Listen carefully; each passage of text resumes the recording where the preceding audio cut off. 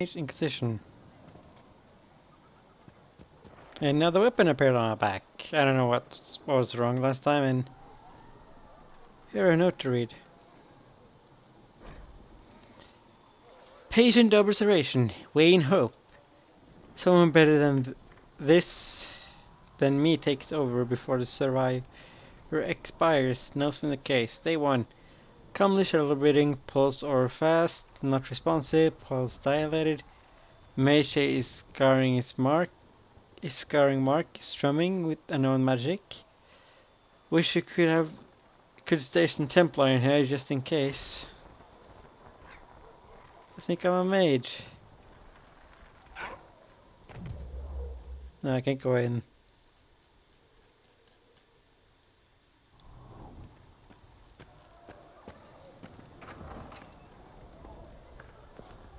Wait. Whoa. Shit.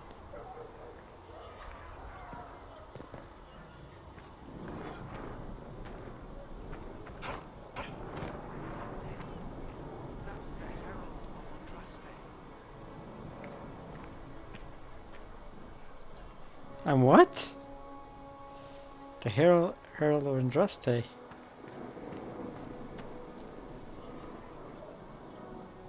I believe Seeker Cassandra would like to speak with you.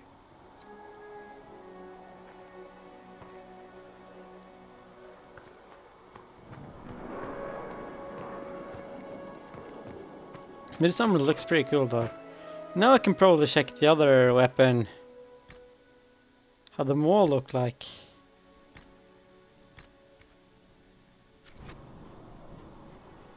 Well, it's a dragon tooth, but I don't really like that. This one looks better. That's him. He stopped the breach from getting any bigger. Open! Read stuff. Day 3. Less trashing. Some response stimulus. Vitals seem solid. 2 attempts so far by locals to break into the shelter and kill my patients. All this work to save his life. Now just execute him. Will inform Lady Cassandra. I expect him to wake up before the morn. I missed. It remains. I gotta find some more houses. Good luck sealing those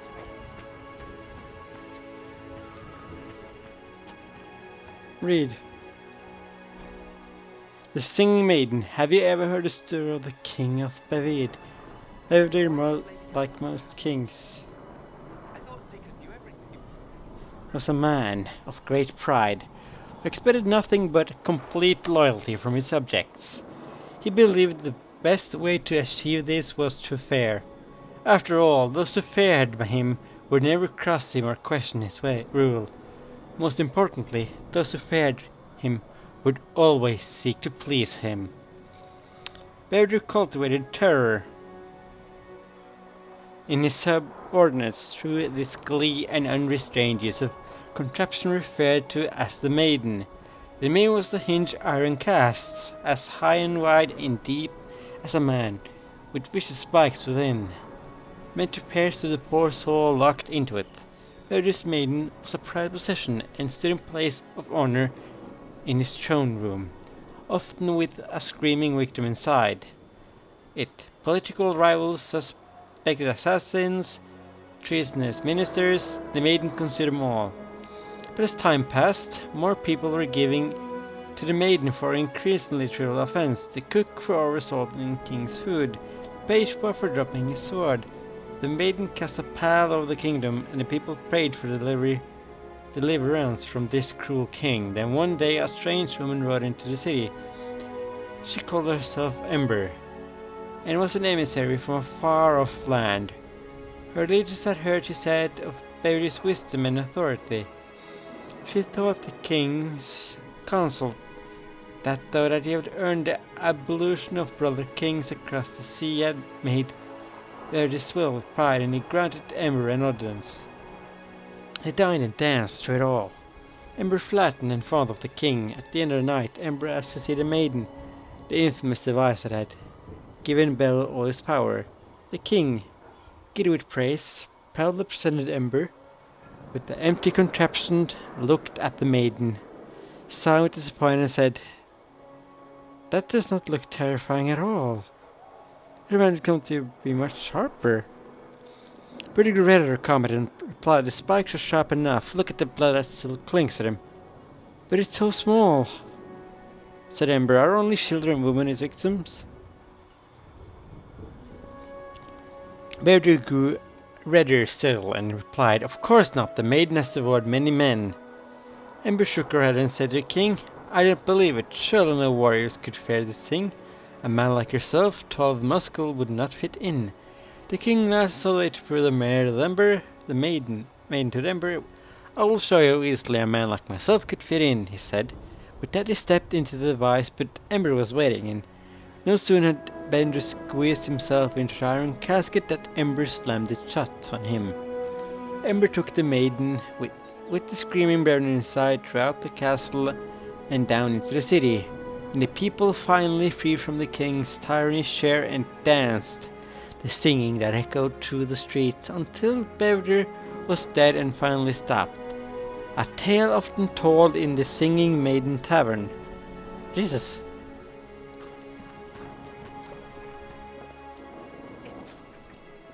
I'm probably going the right way, actually. I'm gonna explore.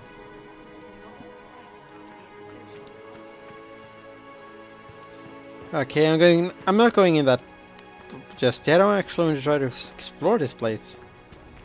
So I like finding notes, actually.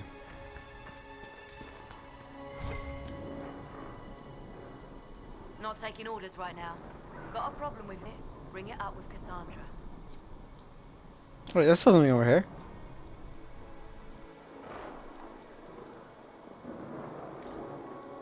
I guess I can take it to some merchant stuff. Walk safely, Harold.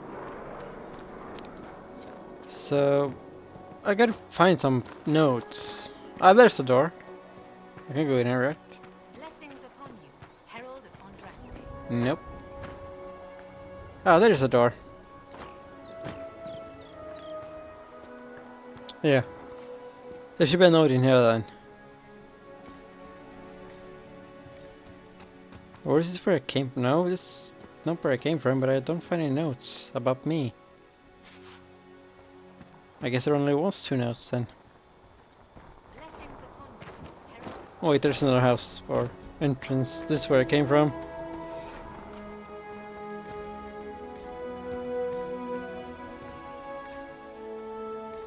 Really? I guess there were only one. There was so many notes I found.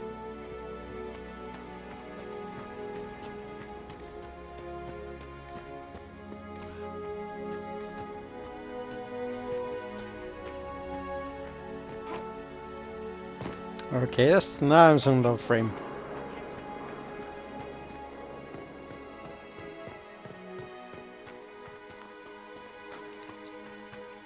Walk safely, Herald of Andraste. I guess we're going to find Cassandra in the chantry. Wait. I've not been up here.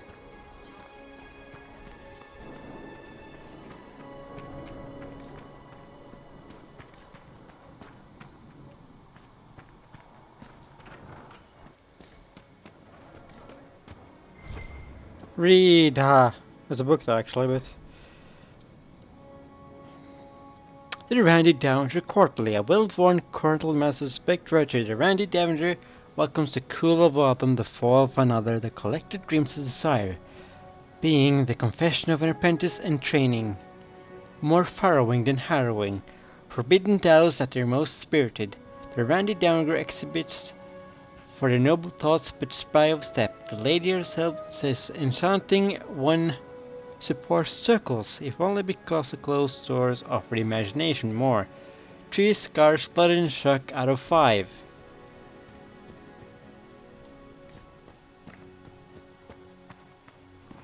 New door open.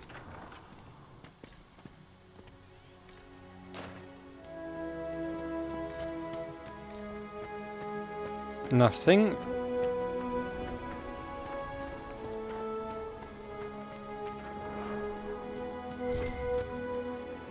Ooh. Loot! What do we have here? Scout armor.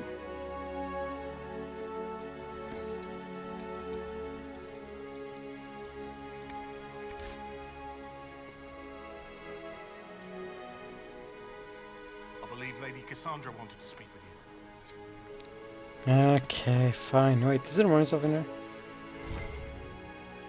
I'll read. I found you. Day 2, patient observation. Pulse normal, breathing normal, still unresponsive, carefully drop fed of prep. Root extract to hasten his recovery. A lot of trashing, much about too many eyes. Something about the grey. Encouraging. The Grey Wardens? But there you found all the notes. Maybe there's more in the chantry, but... And all the notes outside. Most of the Grand Clerics died at the Conclave. Who will lead us now? Andraste didn't have Grand Clerics telling her what to do, and she managed nonetheless. You expect us to be like Andraste? Someone must. Or they're calling me the Herald of Andraste. Go in peace, Herald of Andraste. See?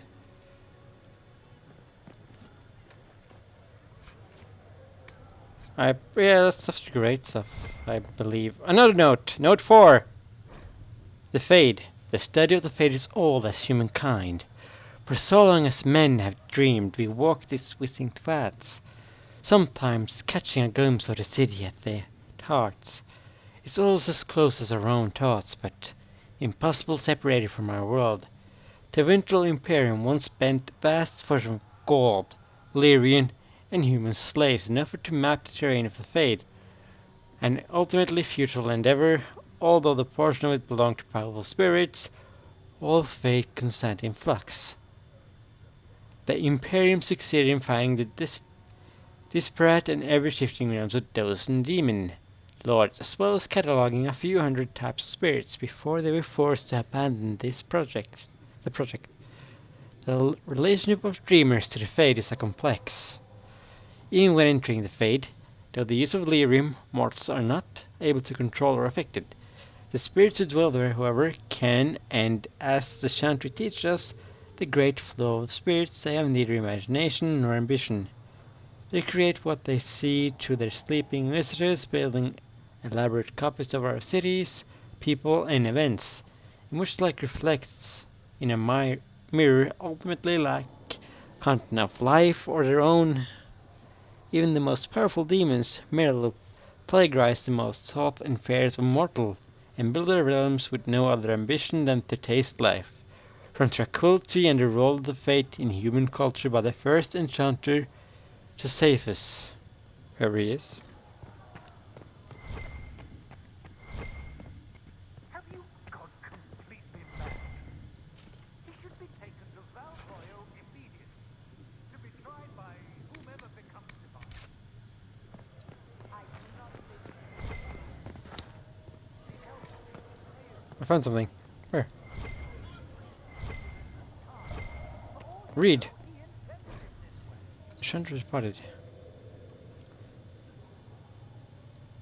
I'll do you guys read because I've ran too much now. I do not believe that. That is not for you to decide.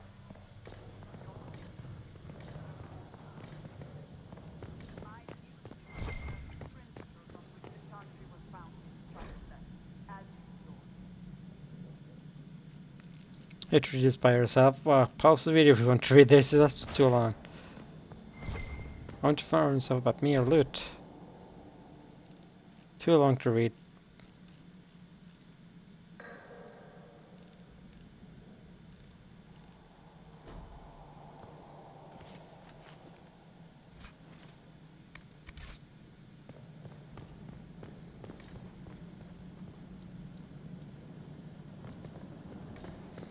I'll come down here with Barrick if I get him before we leave Haven. Guys are begin the game. Heavy adventure armor.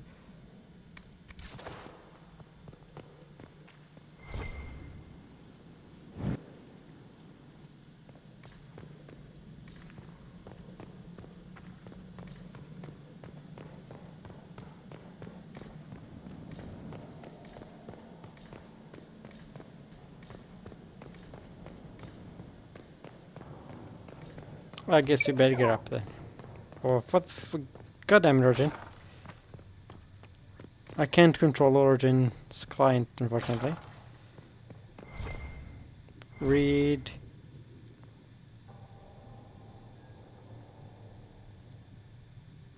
I believe Seeker Pentagast was looking for you. Thank you. I shouldn't have addressed a.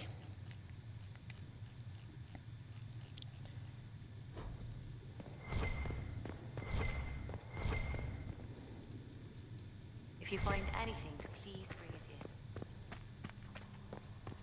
in. I get experience, but I didn't know that, actually.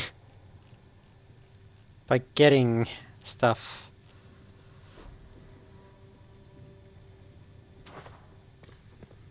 And now we'll go to see Pendergast. P. I leveled up, I didn't know. I'm 200 guys, so...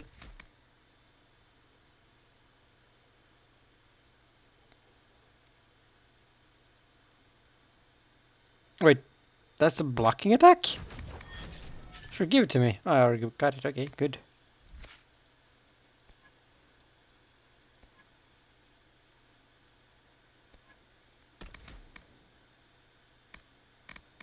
Speed? What? Speed reduction. Oh, when attacking her man.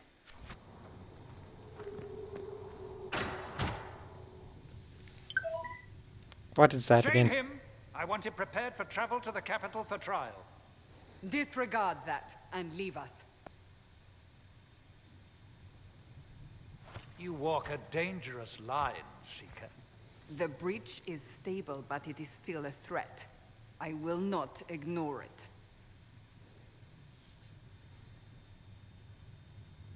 I did what I could. I did everything I could to close the breach. It almost killed me. Yet you live. A convenient result insofar as you're concerned. Have a care, Chancellor. The breach is not the only threat we face. Someone was behind the explosion at the Conclave. Someone most holy did not expect. Perhaps they died with the others, or have allies who yet live. I am a suspect, You, and many others. but not the prisoner. I heard the voices in the temple. The Divine called to him for help. So his survival, that thing on his hand, all a coincidence. Providence. The Maker sent him to us in our darkest hour.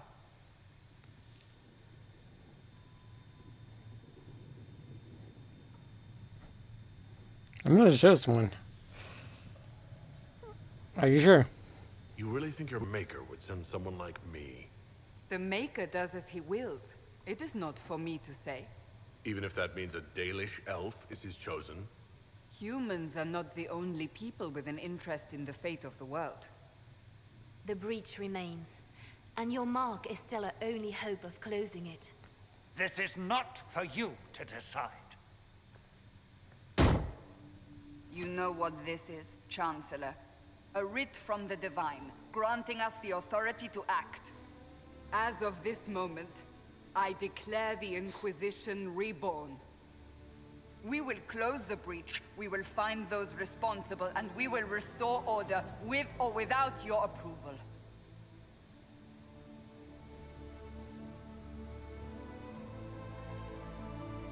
This is the Divine's directive. Rebuild the Inquisition of old. Find those who will stand against the chaos. We aren't ready. We have no leader, no numbers. And now, no Chantry support. But we have no choice. We must act now, with you at our side.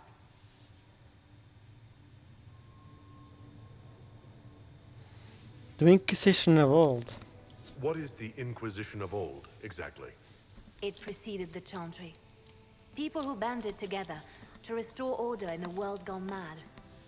After, they laid down their banner and formed the Templar Order, but the Templars have lost their way. We need those who can do what must be done united under a single